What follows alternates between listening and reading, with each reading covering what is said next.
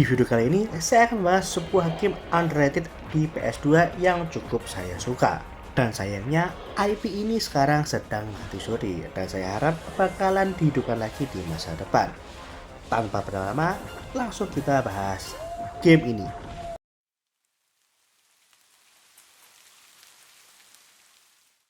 Game yang saya bahas adalah Altered Beast. Sebelum membahas yang versi PS2, saya akan jelaskan dulu sejarahnya. Altered Beast pertama kali dirilis oleh Sega pada tahun 1988 di mesin arcade.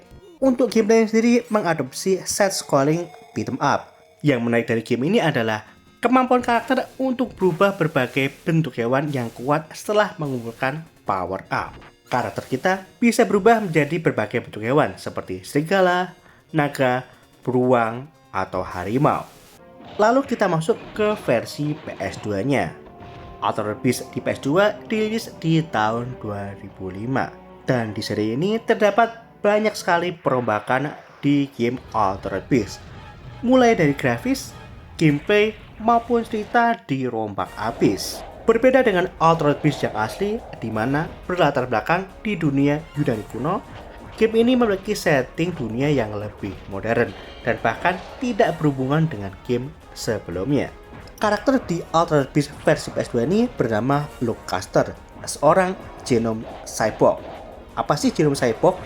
Genome cyborg adalah manusia yang DNA-nya sudah diganti, dimodifikasi dengan susunan genetik lainnya. Seorang genome cyborg akan diberikan microchip yang berisi genetik dari makhluk lain. Makanya karakter kita bisa berubah menjadi berbagai bentuk hewan. Perubahan bentuk ini akan memberikan kekuatan tertentu buat karakter kita. Setiap karakter hewan pastinya punya kelebihan dan kekurangan masing-masing. Dan tentunya fungsinya juga berbeda. Berbeda dengan game aslinya, di mana kita nggak bisa sembarangan berubah.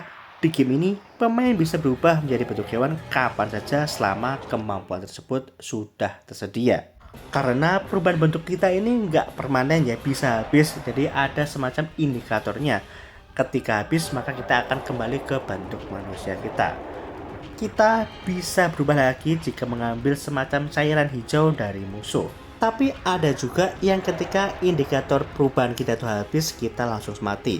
Seperti misalnya ketika kita berubah menjadi semacam reptil laut, ketika indikatornya habis, kita langsung mati karena kita nggak bisa bernapas di air terlalu lama. Di game ini juga ada sedikit elemen RPG-nya, di mana kita bisa mengupgrade skill dari berbagai form kita.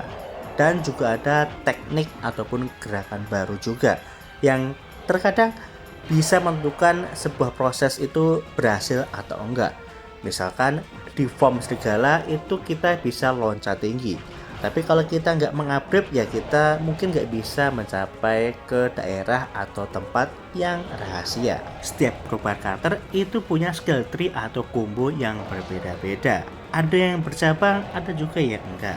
Perubahan-perubahan ini akan kita dapatkan seiring berjalannya waktu.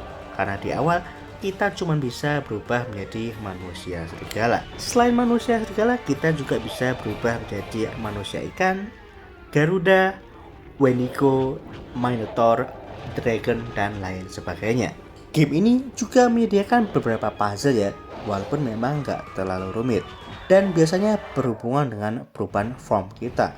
Karena seperti yang sudah saya bilang tadi, setiap karakter punya kemampuan unik masing-masing. Di hampir setiap akhir chapter, kita akan berhadapan dengan boss, baik itu big boss maupun mini boss.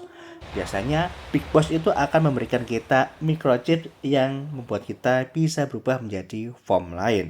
Sedangkan mini boss biasanya tidak ada. Menghadapi mini boss maupun big boss di game ini cukup seru dan menantang ya, karena punya pola bertarung yang unik-unik. Hingga permainan jadi lebih gak monoton. Karena ketika kita melawan lawan-lawan yang kecil atau yang gampang itu cukup monoton ya, karena variasi musuhnya itu nggak beragam. Secara grafis sebenarnya game ini nggak terlalu spesial ya, biasa aja, bahkan cenderung hambar ya, terutama di tone warnanya yang cukup monoton. Tapi saya sendiri masih cukup menikmati ya ketika kemarin kembali memainkan game ini ya, masih bisa saya terima lah ya. Dari segi musik juga standar-standar aja, nggak ada yang terlalu memorable. Dari segi musik juga nggak ada yang spesial ya, nggak ada yang memorable di game ini. Masih cukup nampung dan bisa menambah imersivitas game ini ya, terutama pas lagi seru-serunya ngelawan bos. Dengan kesuksesan Sega merilis beberapa game akhir-akhir ini, saya berharap sih IP ini bisa dihidupkan kembali. Karena IP ini cukup unik ya, jika dibandingkan dengan game-game action atau hack and slash lainnya di generasi sekarang. Tapi saya harap sih bukan cuma sekedar remake ya, tapi emang bener-bener game baru dengan mungkin tokoh baru, jalan cerita yang baru, tapi konsep gameplaynya masih sama. Walaupun sebenarnya ada juga game yang menerapkan perubahan karakter seperti ini, namun berupa game fighting ya, yaitu Bloody Roar. Tapi bedanya, per karakter itu hanya bisa satu perubahan hewan saja. Beda dengan game ini ya, satu karakter kita bisa berubah jadi beberapa bentuk. Dan lagi-lagi sayangnya game itu nggak diteruskan ya IP-nya.